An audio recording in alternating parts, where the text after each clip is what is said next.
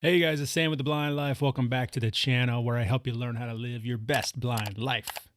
Although new modern cameras have amazing accessibility built into them, including this one here. This is the brand new Sony A7C Mark II. I'm going to be doing a full video about this camera's accessibility very soon. But even though cameras are becoming more accessible every day, there are still little tricks that we can do as photographers and videographers with low vision to help improve our experience and our success using these tools. And one of those little tricks is what we're going to be talking about today.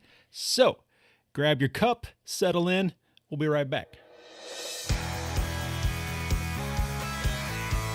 So as I said, cameras are getting much more accessible, but one problem that we still run into and probably won't be changing anytime soon is the tiny little LCD screen on the back of cameras.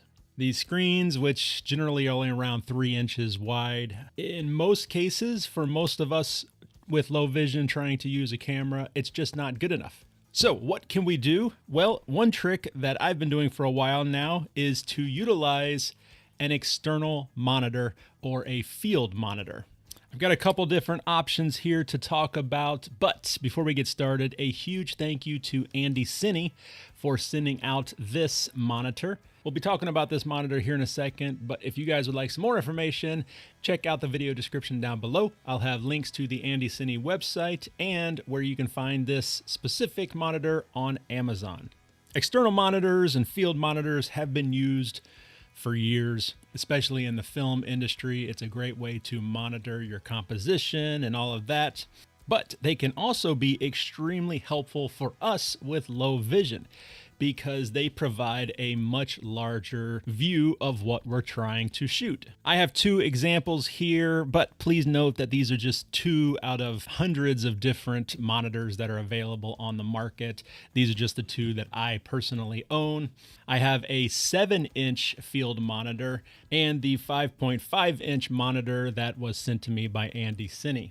Although the 7-inch is definitely larger, it does have its drawbacks. And out of these two, the ANDYCINE is definitely a much better monitor all around. Part of that is because of all of the amazing features that this one offers. And that's generally what you're going to be purchasing your monitors based on, size and then features. Now, this 7-inch is fantastic when it comes to size. It's a great big monitor. When it is on my camera, it allows me to frame my shot and overall just be more successful when I'm recording. One of the downsides, though, is that it is a big beast sitting on top of my camera. It adds a lot of weight and cumbersomeness to my entire setup. That is definitely something to consider. The ANDYCINE is lightweight, much more lightweight because it's smaller. It's only a 5.5-inch screen, but it's obviously not as big as a 7-inch monitor. However, having a smaller monitor definitely makes your setup much more manageable. Then on top of that, the ANDYCINE has a ton of extra features included. The ANDYCINE is a touchscreen, full touchscreen. You do have buttons on the top, physical buttons for controlling it, but you can control it via the touchscreen as well. The ANDYCINE, it's actually an ANDYCINE A6 Mark II or A6 II, so I'm just going to call it the A6 because that's going to be easier from here on out. So the A6 also has a ton of extra features like focus peaking, the ability to zoom in on your image when you're doing manual focus. It also has false color, which is one of the preferred ways for getting proper exposure, especially on skin tones. You can install LUTs on this in case you're shooting in a log profile.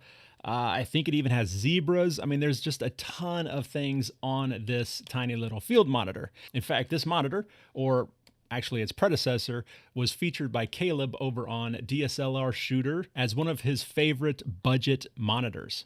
And that was the predecessor. This is the successor, so it's even better. Both of them are less than $150 on Amazon. So that's a great tip for you guys if you are a low vision photographer or videographer and you're just having a little bit of difficulty seeing the screen on the back of your camera.